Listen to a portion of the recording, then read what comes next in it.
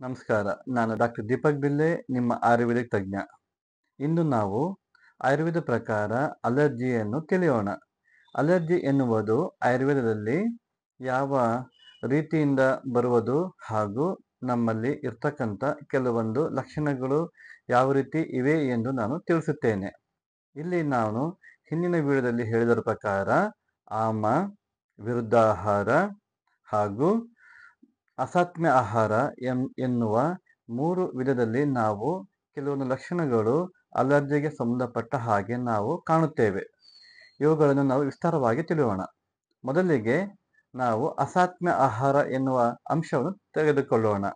ಅಸಾತ್ಮ್ಯ ಆಹಾರ ಎಂದರೇನು ಎಂದು ನಾವು ತಿಳಿಯಬೇಕಾದರೆ ಮೊದಲಿಗೆ ಸಾತ್ಮ್ಯ ಆಹಾರ ಎನ್ನುವುದು ನಾವು ತಿಳಿಯಬೇಕು. ಸಾತ್ಮ್ಯ ಎಂದರೆ ದೇಹಕ್ಕೆ ಅನುಗುಣವಾಗಿ ಸೇವನೆ ಮಾಡುವುದು. ಅಂದರೆ ನಾವು ಇರ್ತಕ್ಕಂಥ ದೇಶ, ಕಾಲ, ರೋಗಕ್ಕೆ ಅನುಗುಣವಾಗಿ ಆಹಾರವನ್ನು ನಾವು ಸೇವನೆ ಮಾಡಿದರೆ ಅವುಗಳಿಂದ ದೇಹದ ದೋಷ ಮತ್ತು ಧಾತುಗಳು ನಾರ್ಮಲ್ ಆಗಿ ನಮ್ಮಲ್ಲಿ ಇದ್ದು ನಮ್ಮ ದೇಹವನ್ನು ಶಕ್ತಿ ಮತ್ತು ಅದರ ರೋಗದ ಲಕ್ಷಣಗಳು ಕಮ್ಮಿಯಾಗುತ್ತವೆ.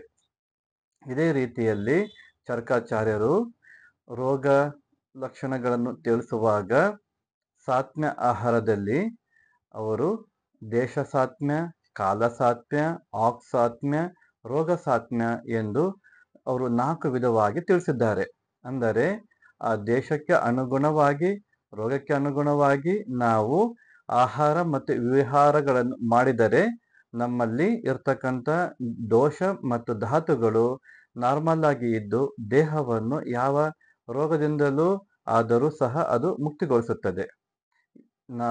ಇದರ ವಿರುದ್ಧವಾಗಿ ಹೇಳುವುದಾದರೆ ಅದು ಅಸಾತ್ಮ್ಯ ಆಹಾರ ಎಂದು ಕರೆಯುತ್ತಾರೆ. ಅಸಾತ್ಮ್ಯ ಅಂದರೆ ದೇಶ, ರೋಗ, ಕಾಲ ಇವುಗಳ ವಿರುದ್ಧ ನಾವು ಮಾಡಂತಹ ಆಹಾರ ಮತ್ತು ವಿಹಾರಗಳಿಗೆ ಅಸಾತ್ಮ್ಯ ಆಹಾರವೆಂದು ಕರೆಯುತ್ತಾರೆ.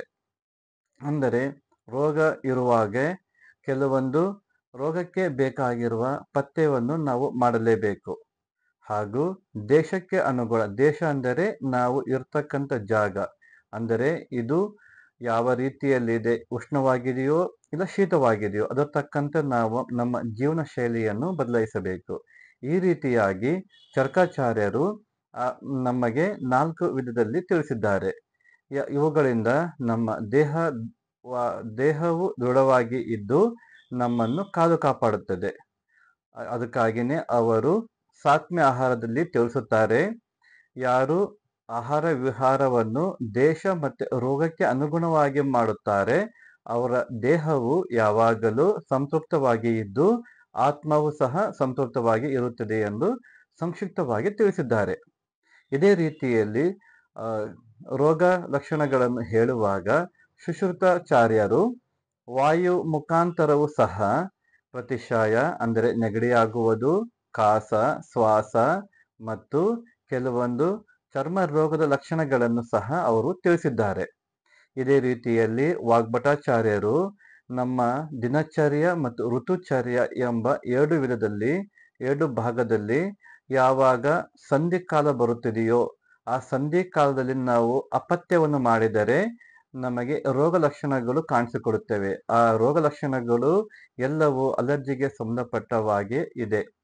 ಹೀಗೆ ಆಚಾರ್ಯರು ಹಿಂದಿನ ಕಾಲದಲ್ಲಿ ಅಲರ್ಜಿಯನ್ನು ಕೆಲವೊಂದು ಆಹಾರ ಪದ್ಧತಿ, ದೇಶ, ಕಾಲ, ವ್ಯಾಧಿ ಇವುಗಳ ಮುಖಾಂತರ ನಮ್ಮನ್ನು ಹಾಗೂ ದೇಹವನ್ನು ಮತ್ತು ಧಾತುಗಳನ್ನು ರಕ್ಷಿಸಲು ಕೆಲವೊಂದು ಆಹಾರ ಪದ್ಧತಿಗಳನ್ನು ಮತ್ತು ಜೀವನ ಶೈಲಿಯನ್ನು ಬದಲಾಯಿಸಲು ತಿಳಿಸಿದ್ದಾರೆ. ಈ ರೀತಿಯಾಗಿ ಅಸಾತ್ಮ್ಯ ಆಹಾರ ಎಂದು ನಮ್ಮಲ್ಲಿ ಈ ಲಕ್ಷಣಗಳೆಲ್ಲವೂ ಅವುಗಳಲ್ಲಿ ಕಾಣಿಸಿಕೊಳ್ಳುತ್ತವೆ. ಈ ಅಸಾತ್ಮ್ಯ ಆಹಾರದಲ್ಲಿ ನಾವು ದೇಹದ ಹಾಗೂ ರೋಗದ ಹಾಗೂ ವಿಹಾರದ ಎಲ್ಲವನ್ನು ನಾವು ಕಾಲ ಅಥವಾ ದೇಶ ಅಥವಾ ಋತು ಅನುಸಾರವಾಗಿ ಮಾಡಿದರೆ ನಮ್ಮ ದೇಹವು ಸದೃಢವಾಗಿ ಇರುತ್ತದೆ.